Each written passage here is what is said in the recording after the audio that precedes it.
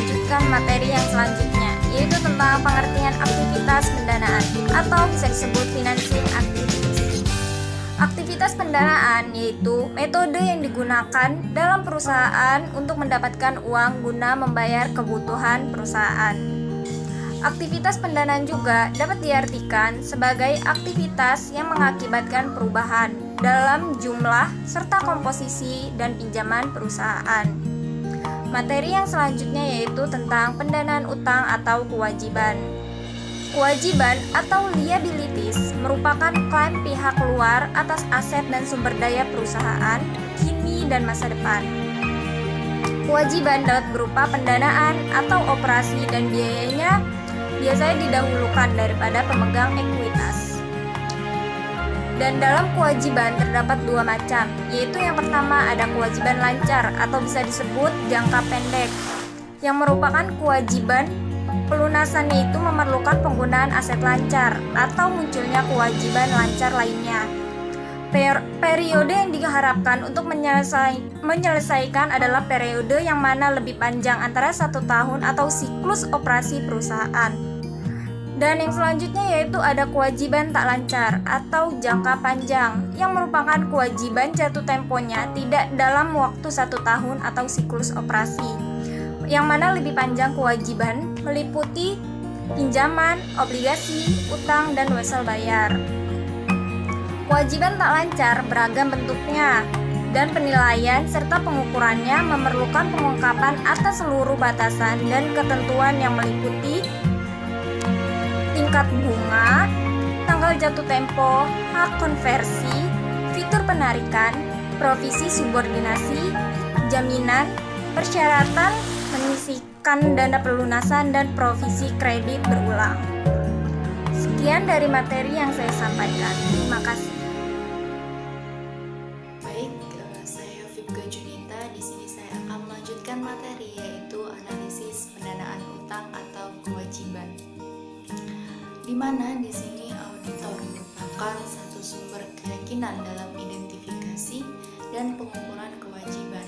Auditor di sini menggunakan teknik seperti konfirmasi langsung, melakukan telaah atas notulen rapat, membaca kontrak dan perjanjian, serta bertanya kepada pihak-pihak yang memahami kewajiban perusahaan untuk meyakinkan diri mereka bahwa perusahaan mencatat seluruh kewajibannya.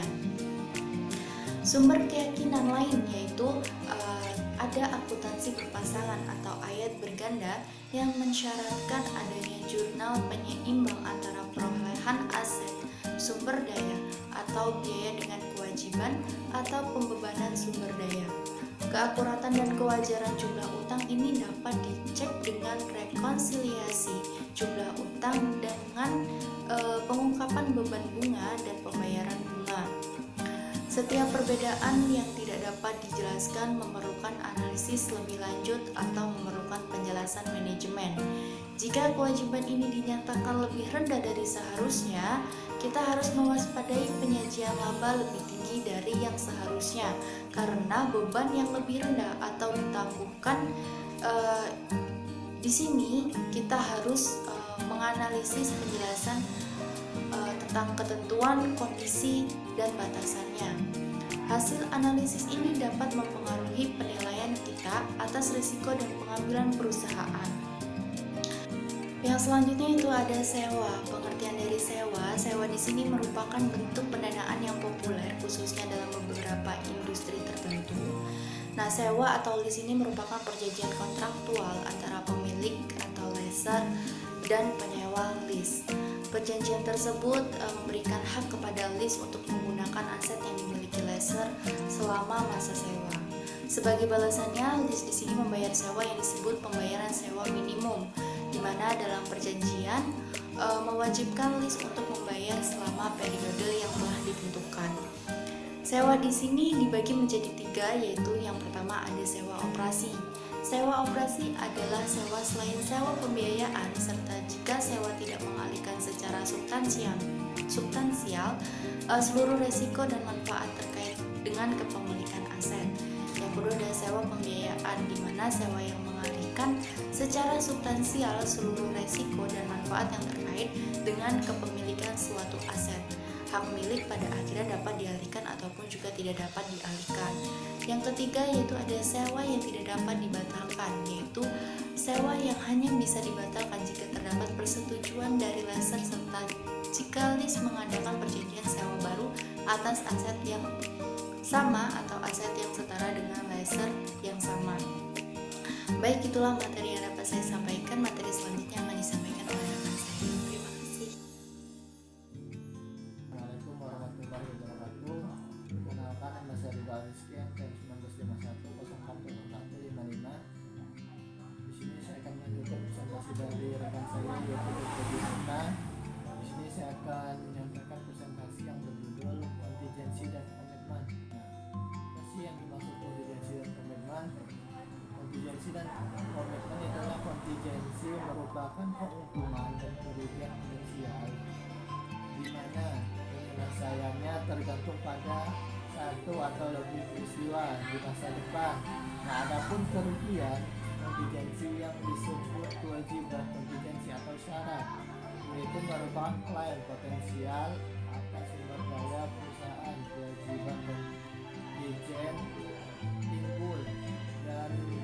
timbul dari perkara hukum, ancaman pengambil alihan, penagihan piutang,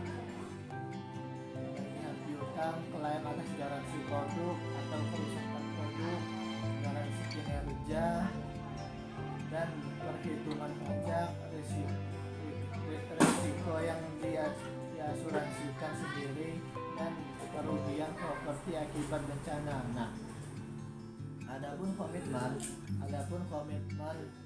itu merupakan klaim potensial atas sumber daya perusahaan berdasarkan kinerja di masa depan sesuai kontrak. Nah, adapun komitmen tidak diakui dalam laporan keuangan karena peristiwa seperti penandatanganan kontrak atau penerbitan pesanan pembelian itu bukan merupakan transaksi yang lengkap. Nah, adapun contohnya yaitu kontrak jangka panjang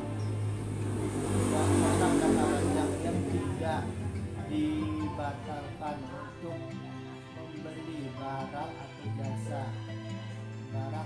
jasa pada harga tertentu, dan kontrak pembelian aset tetap yang harus dibayar selama masa kontrak. Nah,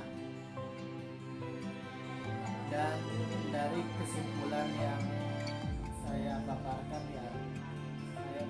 tadi yaitu bahwa kontingensi adalah keuntungan dan kerugian potensial